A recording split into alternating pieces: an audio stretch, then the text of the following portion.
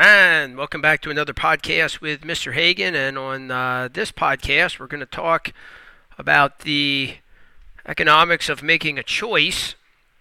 And you'll remember on a previous podcast, we talked about the results of scarcity. Scarcity being that idea that there are fewer resources available to us than what we want. And so as a result of that, we have to make choices. So we have to decide what are we going to do with our resources. What are we going to do with wood? Are we going to make pianos or baseball bats? We have to make choices about this. So we have to make choices. And when we talk about making choices, anytime we make a choice, we have to give something up. And that idea of giving something up in economics is what we call opportunity cost.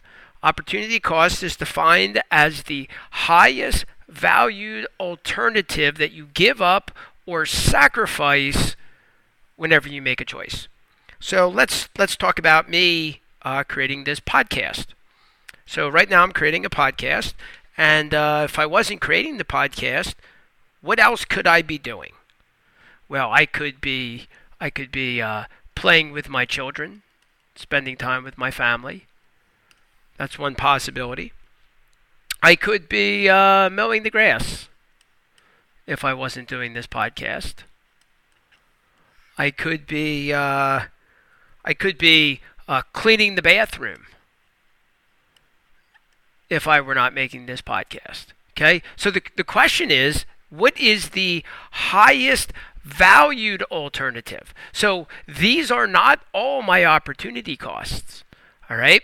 Only one of them is. Whatever is my highest valued alternative, my favorite thing what I would be doing if I was not making this podcast. That's my opportunity cost. That's my highest valued alternative. So cleaning the bathroom, no, that would not be my next highest valued thing to do.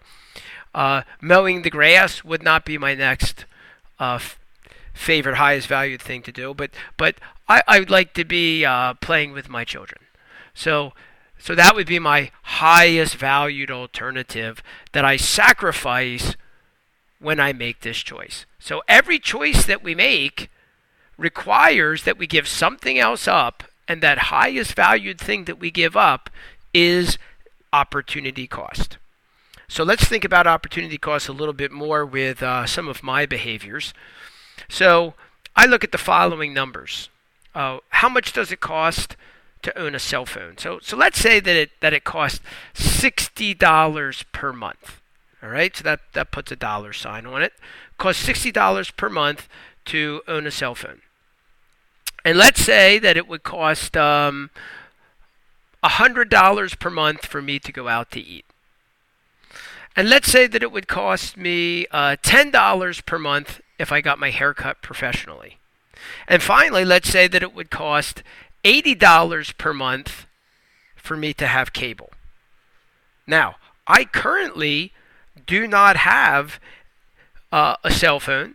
I eat out sometimes, but infrequently. I do not get my hair cut professionally, and I do not have cable. Now, why not? Because what I ask myself is, what is the opportunity cost of doing all these things? And by the way, what is my highest valued alternative would be different than what is your highest valued alternative. So maybe you would say, Hagan, if I did not have a cell phone, I would use that $60 per month to, I don't know, go to the movies or, whatever you would do. For me, what I would do with that $60 per month, if I did not have a cell phone, is I would invest that money in the stock market. So that is my opportunity cost. That's my highest valued alternative. That $60 a month, if I had a cell phone, could be going into the stock market. The $100 per month eating out could be going into the stock market. $10 per month for the haircut could be going into the stock market. $80 for cable could be going into the stock market. So I did my calculations.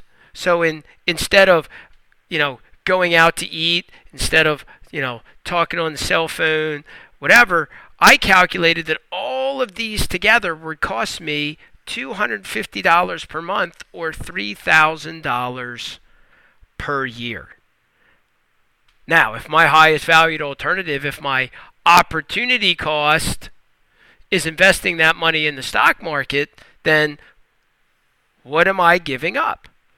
Well, I said to myself, what if I invested that $3,000 per year into the stock market, and let's say the stock market was giving me an 8% rate of return, and it did that for 30 years.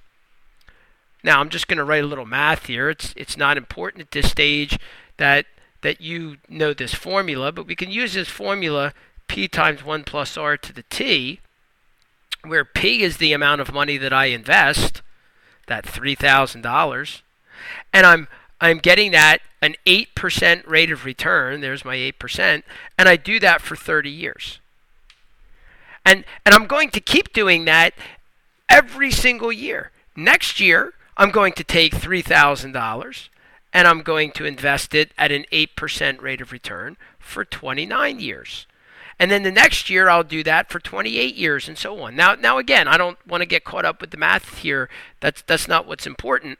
I did the numbers. I used an online calculator, and I found that if I took that $3,000 per year for the next 30 years, every year, and I invested it and got an 8% rate of return, at the end of 30 years, I'd have $372,589.86. Now, here's why that number is important. That number is the opportunity cost of me having a cell phone, eating out, a haircut, and cable for the next 30 years. If I give these up for the next 30 years and invest that money in the stock market, my next best opportunity is I would have $372,589 30 years from now. That's my opportunity cost. And by the way, that's why I don't have these. Okay? Because I take that money and I invest it, and hopefully this all plays out. All right? So your opportunity cost might be different because you would do other things with the cell phone, eating out, haircut, cable. If you didn't have these, you would be doing other things. Okay? Maybe buying a computer, maybe whatever it is that you would be doing. Right? That's opportunity cost. So let's use that concept of opportunity cost to think about going to college. So let's say that the cost of college per year, some college that you're looking at, is $25,000 per year. And let's say if you didn't go to college, if you skip going to college, you could get a job. Okay? That might be your opportunity cost. You could get a job earning $10 per hour, working 40 hours per week for 50 weeks per year. So, and by the way, the bank would pay you 3% interest per year for any money that you had in a savings account. Okay, so the question becomes, what is the opportunity cost of saving for college? Now, if you ask most people, what is the cost of college for this situation, they would say, oh, it's this $25,000 times 4. It's going to cost you $100,000 per year, or $100,000 to go to college. And what I'm saying is opportunity cost shows us that college costs a lot more than just that $100,000. And so we want to take a look at what this would really look like using opportunity cost. So here's what it looks like if we use opportunity cost to think about going to college. First of all, it is true what I just said.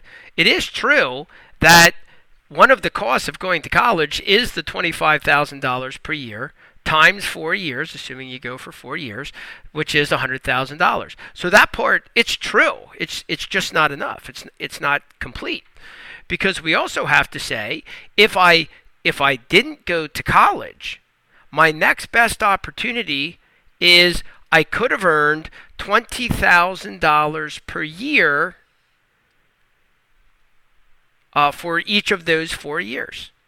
So I am going to give up $80,000 of income that I would have earned but now didn't.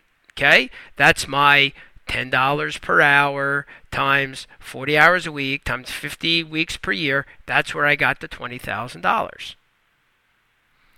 For 4 years, that's $80,000 of income that I'm giving up.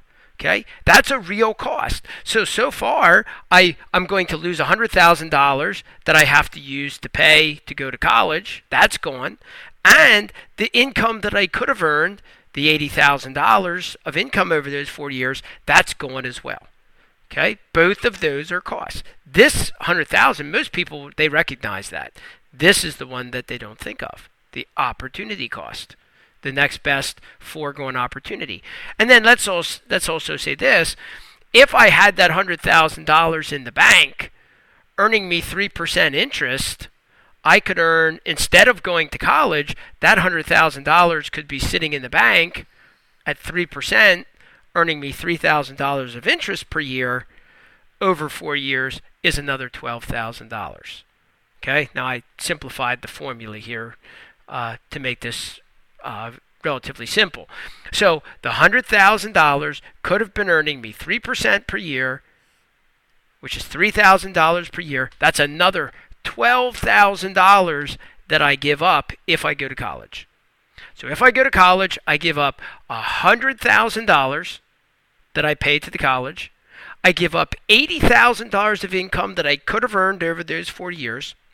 I give up $12,000 of interest that I could have made over those 4 years, giving me a total cost of going to college over those 4 years of $192,000.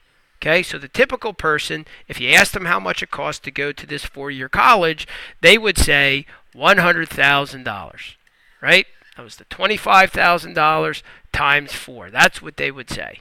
That's how much this college costs.